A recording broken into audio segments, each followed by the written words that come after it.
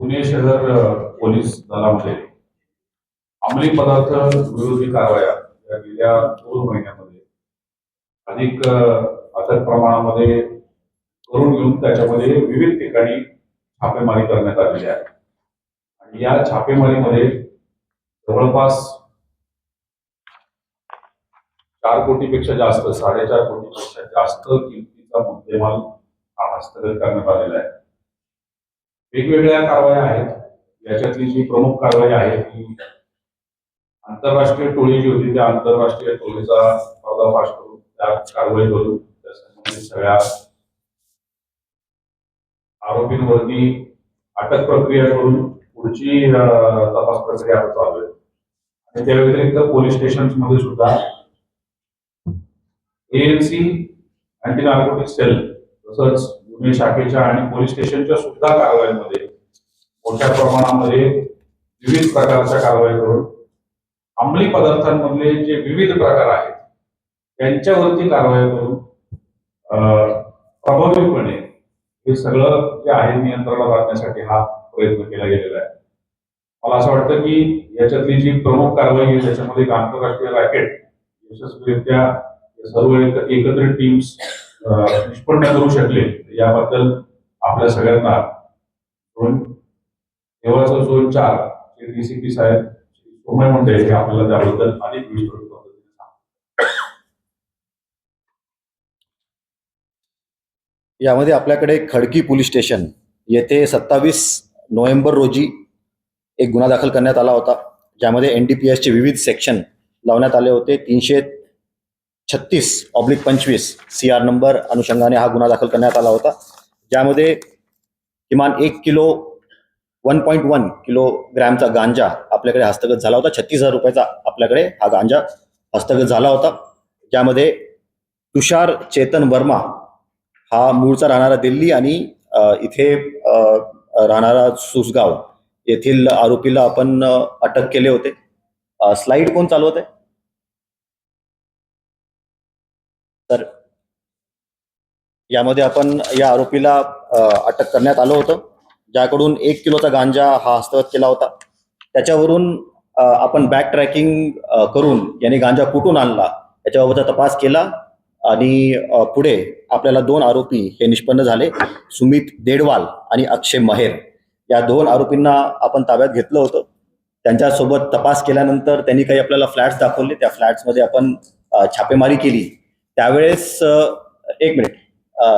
त्यावेळेस आपल्याला एक्झॅक्टली तिथं काही भेटलं नाही, पण ज्यावेळेस आपण त्याचा मोबाईल आणि इतर डिलिव्हरी ॲप्स हे ज्यावेळेस आपण तपासले त्यावेळेस 2 ॲड्रेसेस आपल्याला सापडले आणि त्यामधील एका फ्लॅटमध्ये आपल्याला ओजी कुश गांजा उगवण्याची एक छोटीशी लॅबोरेटरी आपल्याला तिथे सापडलेली आहे. तर एक छोटासा एक व्हिडिओ आपण तुम्हाला दाखवत आहोत.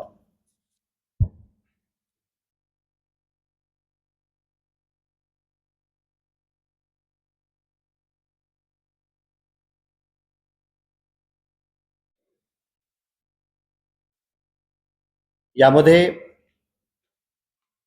मागच्या 1 महिन्यापासून आपलं इन्व्हेस्टिगेशन जे चालू आहे खडकी पोलीस स्टेशनच्या 336/25 या इन्व्हेस्टिगेशन CR नंबरमध्ये त्यामध्ये एकूण 3.45 CRचा मुद्देमाल आपण हस्तगत केलेला आहे.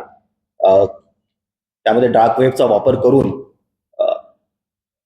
देशाच्या बाहेरून आपल्याकडे ड्रग्स येत होते. क्रिप्टोकरन्सीचा वापर करून त्याला विकत घेतल्याचं आपल्याकडे निष्पन्न आहे. त्याचबरोबर लोकली हायपर लोकल लॉजिस्टिकल ॲप्सचा वापर करून ड्रग्सची वितरण याच्यामध्ये करण्याचा यांचं रॅकेट होतं, ज्यामध्ये 5 आरोपी अटक आहेत. 5 इतर आरोपी सध्या आपल्या तपासावर आहेत.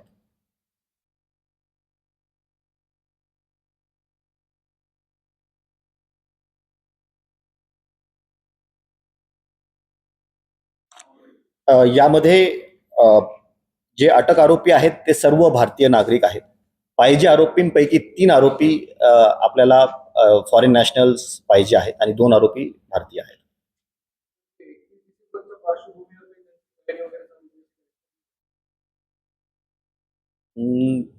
कुड बी असू शकतं कारण ही कारवाई जी आपली जवळपास 1 महिना चालू होती. 1 महिना चालू असलेली कारवाई आणि त्या व्यतिरिक्त या इतर कारवाया ज्या आहेत त्या गेल्या 2 महिन्यांमधला हा सगळा क्रक्स आहे ज्या काही कारवाया झाल्या त्याच्यामुळं फक्त 31 डिसेंबरच्या अनुषंगाने आहे की रेग्युलर मोडस ऑपरेंडीचा पार्ट आहे. तपास चालूच आहे, त्याच्यात अधिक गोष्टी निष्पन्न होतील. तो प्रश्न तुम्ही विचारला होता की क्रिप्टोकरन्सी बाबत. तर क्रिप्टोकरन्सी डिजिटल आहे आणि just like any other digital evidence cryptocurrency distributed असू द्या किंवा अनडिस्ट्रीब्युटेड सिस्टमवर असू द्या ती ट्रॅक करता येते आणि काहीच जरी नाही झालं तरी ज्यावेळी आरोप मिळतो त्यावेळी त्याच्याकडून जर आपल्याला योग्य पद्धतीने रिस्पॉन्स मिळाला तर ती ट्रॅक केलेली जी काही क्रिप्टोकरन्सी आहे त्याचे पासवर्ड थ्रू ती आपल्याला आपल्या कोर्टाने ज्याच्यामध्ये परवानगी दिली अशा वॉलेट्समध्ये ती जी काही जप्त रक्कम आहे ती आपल्याला ट्रान्सफर करून घेता येते. यापूर्वीच्या केसेसमध्ये आपण केलेलं आहे. त्याच्यामुळे त्याच्यामध्ये रिकव्हरी सुद्धा चांगली होते.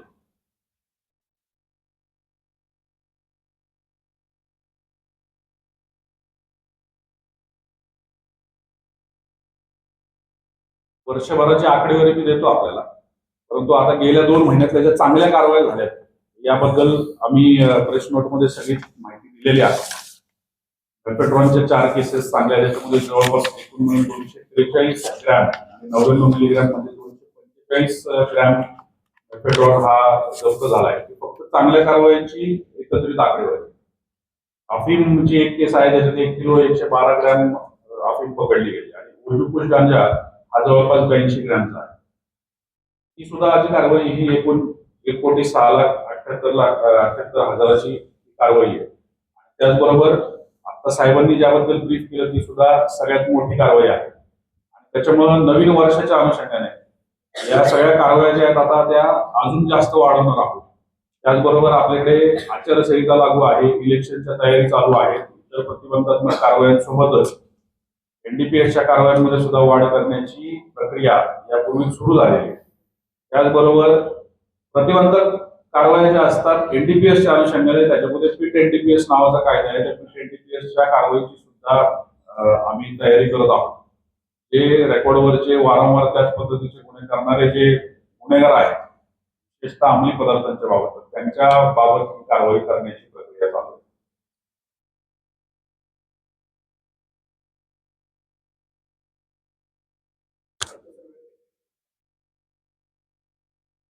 गांजा हा उगवला जातो ज्याची किंमत मार्केट व्हॅल्यू भरपूर असते. त्याचं THA कंटेंट हा फार जास्त असतो ज्याच्याने अंमलामध्ये फार लवकर हे अंमल सेवन करणारे लोक येतात.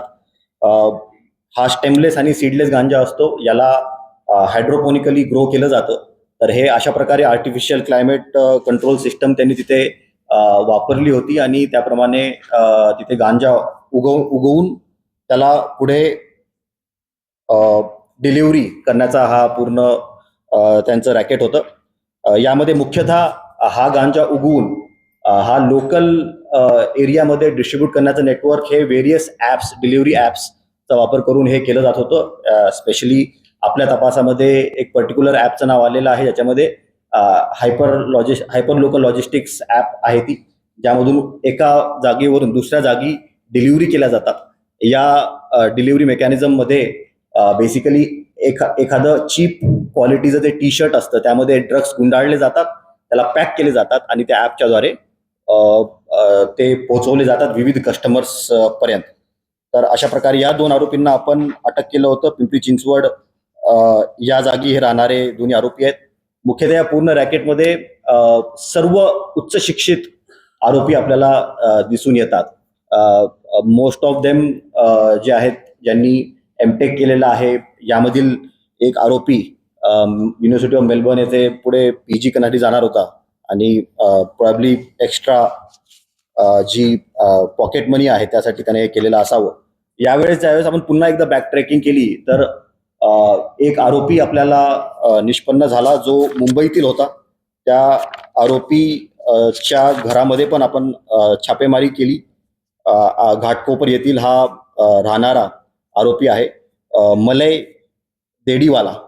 हे या आरोपीचं नाव आहे. ज्यावेळेस याच्या घराची आपण झडती घेतली त्यावेळेस वेगवेगळ्या प्रकारचे NDPS सबस्टन्सेस याच्याकडून आपल्याला भेटले. 2,81,00,000 साधारणतः हे सबस्टन्सेस होते. त्याचबरोबर याच्या बॅक ट्रॅकिंगमध्ये ज्यावेळेस गेलो आपण त्यावेळेस आपल्याला अजून एक आरोपी निष्पन्न झाला. स्वराज भोसले हा राहणारा कोंडव्याचा आहे. याला आपण गोव्यावरून अटक केलं होतं आणि या आरोपीला ज्यावेळेस आपण अटक केलं त्यावेळेस NDPSचे ड्रग्स कशा प्रकारे खरेदी आणि विक्री केले जातात याबाबतचं एक डिटेलमध्ये इंटरोगेशनमध्ये आपल्याला अनेक गोष्टी दिसून आल्या. याच्या इंटरोगेशनमध्ये असं दिसून आलं की डार्क वेबचा वापर करून एका वेबसाईटवरून, विशिष्ट वेबसाईटवरून हे सर्व ड्रग्स हे याची डील होते. यामध्ये सिग्नल ॲपचा वापर केला जातो. सिग्नल ॲपचा वापर करून त्यामध्ये प्रत्यक्ष बोलणी करून हे ड्रग्सची बेसिकली खरेदी केली जाते. डार्क वेबचा जो प्लॅटफॉर्म आहे त्यामध्ये बायर्स आणि सेलर्स याला एकत्रित आणण्यासाठी हा फोरम आहे आणि त्याच्यावरून हे बायर्स आणि सेलर्स एकत्रित येतात आणि सिग्नल सारख्या ॲपवरून ॲक्च्युअल डील होते. याचं पेमेंट सिस्टम बिटकॉइन आणि विविध क्रिप्टोकरन्सीच्या द्वारे हे बेसिकली पेमेंट याचं होत असतं. असं जसं सर्वांना माहिती आहे की क्रिप्टोकरन्सी ट्रॅकिंग आणि सीझिंग हे थोडंसं चॅलेंज आहे सिक्युरिटी फोर्सेससाठी आणि त्यामुळे इझिली पेमेंट हे ते करू शकतात. यामध्ये आम्हाला दिसून आलं तपासामध्ये आणि टेक्निकल अनालिसिसवरून हे दिसून येत आहे की हे जे ड्रग्स आहेत हे व्हाया थायलंड, भूटानला जायचे. भूटानवरून आपल्याकडे आसाम मार्गे हे आपल्यापर्यंत येत होते. यामध्ये एक जी गोष्ट निदर्शनास येत आहे की इलेक्ट्रॉनिक इक्विपमेंट जे असतात जे आपल्याकडे इम्पोर्ट होतात त्याच्यामध्ये हे ड्रग्स कन्सील करून आणले जात होते. तर जसं आपल्याला इथे काही LED स्ट्रिप्स दिसत आहेत. LED स्ट्रिप्स जे आहेत त्याचे जे बॉक्सेस असतात त्यामध्ये हे ड्रग्स कन्सील केले जातात आणि तिथून हे LED इक्विपमेंट ज्यावेळेस इम्पोर्ट होतात त्यासोबत हे ड्रग्स पण इम्पोर्ट होत असतात. यामधील भूटानचे काही आरोपी आणि थायलंडचे काही आरोपी सध्या आपल्याकडे निष्पन्न आहेत. त्याच्यावर पण LOC सर्क्युलर, लुकआउट सर्क्युलर हे काढण्याची प्रक्रिया सध्या ऑनगोईंग आहे. त्याचबरोबर क्रिप्टो करन्सीमध्ये तपास फायनान्शियल दृष्टिकोनातून आपण केला. त्यामध्ये 25 वॉलेट्स हे आपण निगराणीवर ठेवले होते. त्यापैकी 3 वॉलेट सीज करण्यामध्ये आपल्याला यश आलं. त्यामध्ये आपल्याकडे जास्त आपल्याला मुद्देमाल भेटला नाही. 1 लाखाचा मुद्देमाल त्यामध्ये बेसिकली क्रिप्टो करन्सी व्हॅल्यू आहे. पण जे 25 वॉलेट्स आहेत त्यांना फ्रीज करण्याची प्रक्रिया आपल्याकडे सध्या चालू आहे, ज्यामध्ये 3 कोटीपेक्षा जास्त क्रिप्टो करन्सीच्या व्हॅल्यूचे मुद्देमाल म्हणजे हे फंड्स त्यामध्ये आहेत. त्याचबरोबर 5 बँक अकाउंट आपण सीज केले होते, ज्यामध्ये सध्या 5 लाखाचा हा मुद्देमाल आहे. मोठ्या प्रमाणात ट्रान्झॅक्शन्स आहेत. याच्यामध्ये पुढील तपास चालू आहे. 5 आरोपी याच्यामध्ये सध्या अटक आहेत. टोटल मुद्देमाल 3,45,00,000चा मुद्देमाल आतापर्यंत सीज आहे आणि क्रिप्टो करन्सी आणि बँक अकाउंट्स याच्यामध्ये सीज आहेत. पुढील तपास चालू आहे. यामध्ये अनेक अँगल्स आपल्याला दिसून येतील ज्याच्यावर सखोल तपास केला जाईल.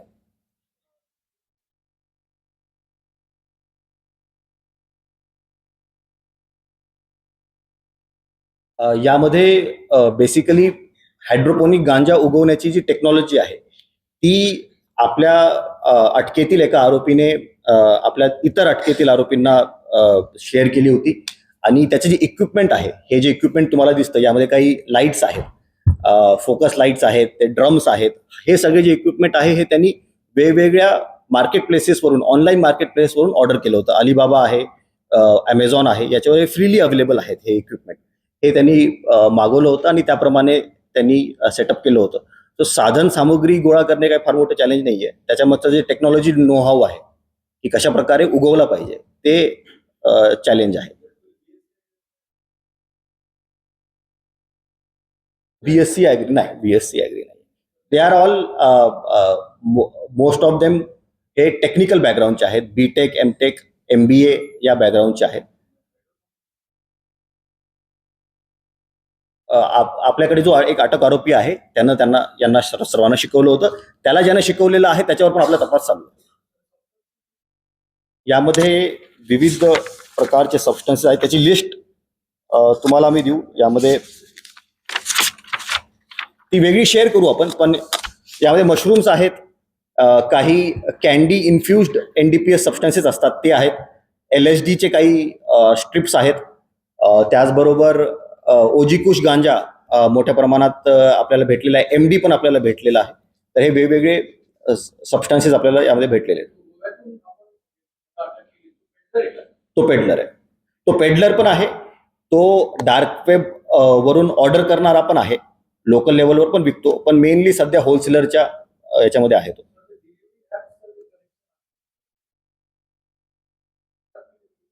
सध्या त्याचा तपास चालू आहे.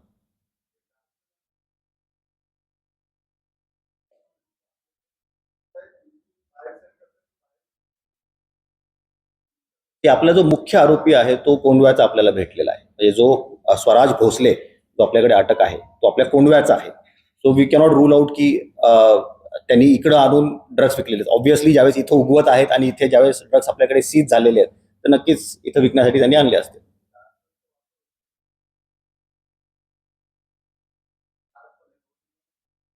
आहेत, नक्कीच केलेले आहेत, आपण आयडेंटिफाय केलेले आहेत. येस, हे सर्व एकाच गुन्ह्यात घेतलेले आपण. सध्या आपल्याकडे 5 पाहिजे आरोपी आहेत, 5 आरोपी अटक आहेत. पाहिजे आरोपीचा तपास चालू आहे, त्यामध्ये LOC काढणं ची प्रक्रिया सध्या चालू आहे. 3 फॉरेन नॅशनल्स आहेत आणि बाकीचे इंडियन नॅशनल आहेत.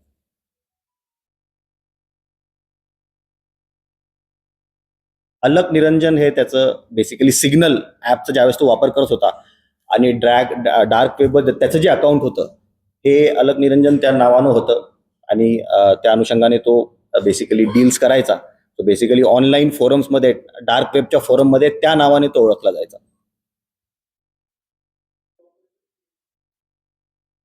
बाहेरची एजन्सी कोणती इन्व्हॉल्व नव्हती. झोन 4 आणि ANC यामध्ये एक मेन्शन करणं गरजेचं आहे की क्रिप्टो करन्सी ला कशा प्रकारे ट्रॅक करायचं याच्याबाबत आपण महासायबर या ऑर्गनायझेशनचं आपण मदत घेतलेली होती, त्यांच्या एक्सपर्ट्सची पण मदत घेतली होती आणि त्याच्या अनुषंगाने आपण लिंकेजेस त्यामध्ये लावले होते.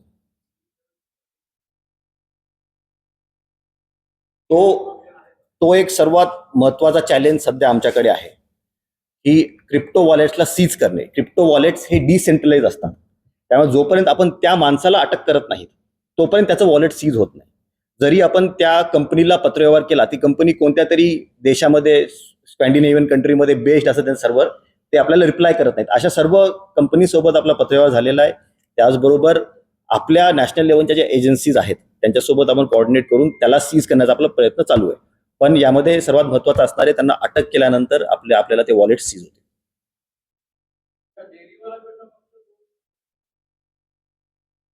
राईट, येस, आहेत, गुन्हे आहेत. सॉरी, स्वराज भोसलेवर गुन्हे नाही. हिस्ट्री शीट यातला जो पहिला आरोपी आहे वर्मा, तोच. डेलीवालावर किती? डेलीवालावर 1 गुन्हा आहे NDPS चा. मलय डेलीवालावर, बरोबर, येस.